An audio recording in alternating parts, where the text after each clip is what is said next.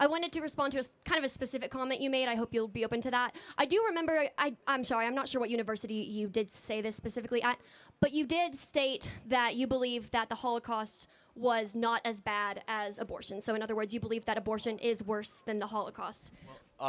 So they're both distinct evils. Of course. With some similarities. The Holocaust in some ways was far more evil. Okay. But as far as magnitude, the abortion crime is more evil. And I can explain more if you'd like. Okay, sure. So I did do some research. It is found that 1973 Roe v. Wade was ratified, correct? And so one thing that you did fail to mention was that specifically numbers are just larger because abortion has been going on for a longer amount of time. If the mass genocide, right, that the Holocaust would have continued, it was about 6 million killed per year. That would have progressed to 12 million. That would have progressed to 18 million. But it was ended because, again, it's a totalitarian form of mass genocide. And so I wanted to ask you, when you look at the 93% of women who do get abortions, it's 58,590,000 that get abortions the first trimester, correct? And there is suggestive data that states that 12 weeks, of gestation, there is significant data that has said that pain receptors may not have yet been developed. And so that would mean that outside of the women who received abortions first trimester, it would be 88,200 per year after the first trimester that the babies are likely experiencing pain. I will admit to that.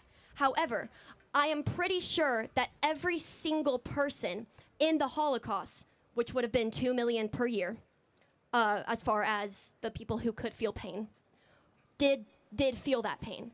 And so I would like to ask you, actually I think I would just like to tell you, I think that 2 million actual people, kids, grown people who were starved, worked to death, I think that is more significant than the 88,200 life forms, if you will. Because, again, 58,590,000 of them are probably not feeling any pain. Okay, yeah, but a human life is a human life, regardless of how advanced it is or whether it can feel pain. It still has moral worth. Right, but I found it interesting. You said it's worse, so I think that what I'm... So it's worse in numbers. Okay. The Holocaust was worse for two other different reasons. Sure, go ahead. It actually eliminated such a big portion of Jewish population. Absolutely. Nearly half of all living Jews were basically vaporized. And secondly, there was an intent and an evil of trying to eradicate an entire religious people. Yeah. That is not unparalleled, but we've only seen that happen 4 or 5 times in history. But just to reiterate the point, what maybe you could tell me, a 4-week-old baby who may or may not feel pain. Let me take your argument and say the 4-week-old baby cannot feel pain. A 4-week-old baby that's outside of the womb or in the utero. In utero. Okay, understood. So what is the moral difference of that 4-week-old baby versus you? Versus me? Yeah. Why do you matter more than that 4-week-old baby? Because I have past experience, I also have future experiences. That baby, while it has future experiences, nope, shut up, nope, you are incorrect. That baby does not have any past experiences, and therefore I believe that, yeah, I've probably affected and impacted more people in both a positive and a negative way than that 4-week-old uterus has. I'm sorry, not uterus, embryo. Yeah, so just to make sure I'm clear, Yeah. that your moral worldview is that people gain more value the older they get? Not necessarily the older they get. I would say that people gain more value. Well, no, you said that based on what they've done. So, like an 82-year-old has more moral value than an 8-year-old. In fact, usually, no, because it depends. Just to interrupt, the West actually was built on the opposite idea that we sacrifice the old for the young. But during COVID, we sacrificed the young for the old, and we actually inverted it. It used to be that the grandparents would fall on the sword so that kids could live longer lives. So I'm just trying to understand, and from where do you get that moral worldview? Why do you believe that? Well, I wouldn't even say that what I'm arguing is that it's based off of how many people you know. What I'm saying is, realistically, if you are walking around, right, and you have a 4-week-old uterus, I'm so sorry, I keep saying uterus. A baby mean embryo. in utero. Or embryo, okay, in your stomach. And then you have, just take a 4-year-old kid, all right? There are more people who most likely know that 4-year-old kid. That 4-year-old kid has the ability to understand fear, the fact that its life is in danger, and so therefore there is probably there's probably more reason, right, to not terminate the life of that 4-year-old rather than the life of the 4-week-old. So there's so much wrong with that argument. Okay. So under that belief system, sure. If by government decree they said let's eliminate the Down syndrome kids, do Down syndrome people still have the ability to feel pain, recognize fear, some, recognize sadness? But it's highly diminished. But just this is not a hypothetical, actually. Okay. It's actually you must get an abortion in Iceland if you have a Down syndrome baby. You must. Yeah, that's really terrible. Okay, we agree. Yeah. Right, but why is it terrible? The abortion, it doesn't matter that much, right? It's just like a clump of cells. Like, why not? If it is going to directly impact either the mother's life or the baby's life, then yes, I do think that abortion is an important issue. I don't think the government should ever be able to come in and say, hey, you're required to have an abortion. In fact, the whole slogan for the pro-choice movement is your body, your choice. And I know you're going to disagree with that, but that is the whole point. So what it's saying is it's not left up to the government to decide if they should or shouldn't get an abortion. In Iceland, yeah, that's a problem because it's entirely left up to the government. But that's an issue. Let me take it to another extreme, if that's okay. Sure. Because this is full freedom, right? So you're saying, hey, my body, my choice. I'm actually saying for the first trimester. After that, fair enough. Yeah. Let's just say this is a different moral argument that I'm interested to have you play around with. Okay. Should it be legal if a mom finds out she's having a girl, okay, but she wants a boy? Should she be able to abort that 3-week-old? Yes.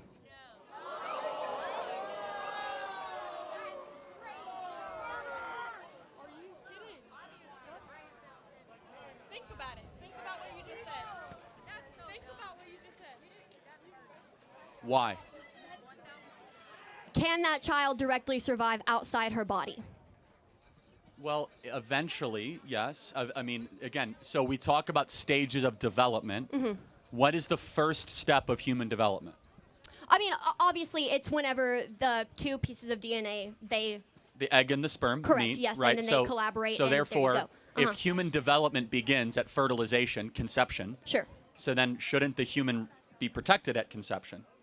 Well, I don't even think it's going to be protected if the baby is going to be born to a mother who's like, well, dang it, my kid's not a girl, it's a boy, or vice versa. Then I don't even think they should be born to that parent in the first place. So, but just to understand, but so what you are arguing for is eugenics. Just so we are clear, it is not just illegal. It is grotesquely illegal what you are talking about, which is sex-selective abortion, basically where you get a DNA result at 3 weeks. And you could be like, nope, not the hair color I like, terminate it. I wanted a boy. So basically, your view of pregnancy is no different than customizing a Ford Explorer.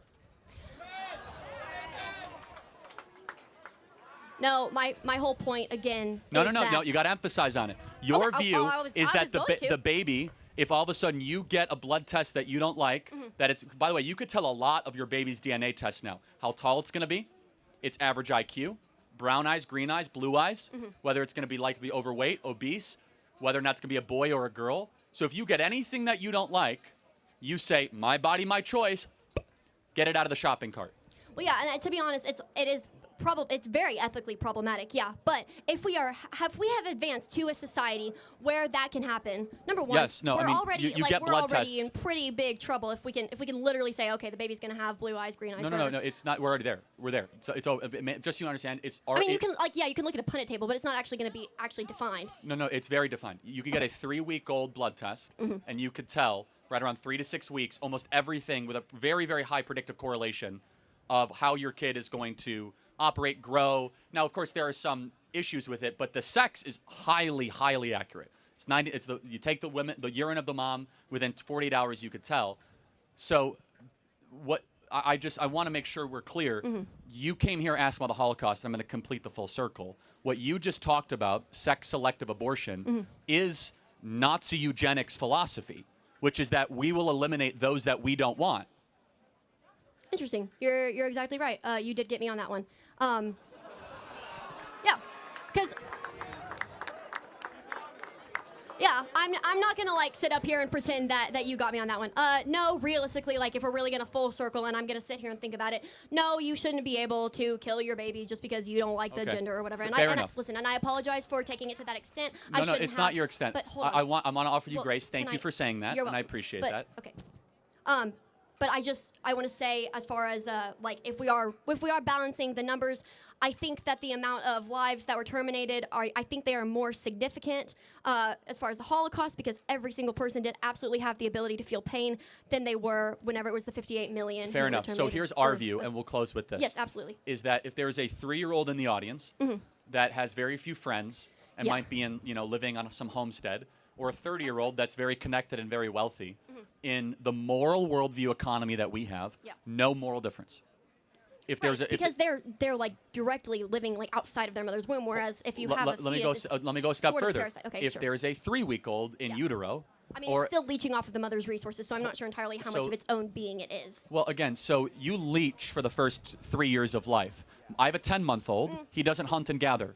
He doesn't go work. But he's not directly attached to your, I assume, to your wife's body. In order for his survival, he has to be directly attached to something. Somebody has to give the baby breast milk formula, or formula. Yeah, but can it or something? Okay, so here's your wife. Here's the baby. Can the baby just be apart from your wife and exist like that? At 22 weeks, yes. So for 22 weeks, so there's an umbilical cord. So what you say leech, I say give. The mom gives life to the baby. Yeah, I mean, I'm not arguing outside of first trimester. And so what I we agree say, with you there. and not even a religious standpoint, because the religious is easy. Just from a moral standpoint, we were all given life by a mom who gave us nutrients through an umbilical cord, and we should give that back. That is just the moral cycle of life, right? Which is that which is given, that which is much expected. And so, again, human development, irrefutably, even a pro-abort will say this. Human development has a starting point. It does. It absolutely does. Yes, we agree. And it's conception. And we can use all these different words. We can use fetus, we can use embryo, we can use little one, whatever. Sure. But it's all still a human being. It doesn't go from rhinoceros to human being at like 10 weeks. It doesn't go from crocodile to human being. It's all human development. Therefore, using reason that we all have, if it's human development and it is a human being, human rights. The first of all human rights is the protection of life. Interesting. But, okay, so do you agree that, like, let's say you go into a doctor's office, you have a 10-year-old, and then you have a 22-year-old. The 22-year-old is going to be allowed to submit to more testing as long without parental consent than that 10-year-old or whoever I said was. So, I don't know. I think, honestly, it's, again, and I don't know, like, You have a lot of thinking to do about this, and that's okay. Because and this is not your fault, the pro-abortion worldview will collapse if you remove feelings and you remove hyper-emotionality. There is no defense using agreed-upon Western reason, which you believe in, and Western morality, which is we don't kill people smaller than us. We do not eradicate those that are, just because they don't have as much money or as much worth. We believe in universal human equality, which, of course, you believe in, right? Universal human equality is like the overarching big Western ideal, and by the way, it's in our Declaration of Independence. All men are created equal. If you believe in universal human equality, there is no room for abortion in that society. It does not exist. Well, I mean, okay, we can say No, I'm just saying, that, it's fine. You have a lot to think about with that. But then I mean, I think you do too, but okay. I'm happy to. No, it's fine. I mean, I've thought about this my whole life. So thank you for your time. I'm thinking myself. Listen, I appreciate you, Charlie. Again, I want to apologize about what I said earlier about That's fine. About that comment, when we cut the video, we'll put your second answer as well as your first one. We'll be fair to that, okay? Thank you very much. Sure you will. All right. No, I will. I'll just be honest. Thank you.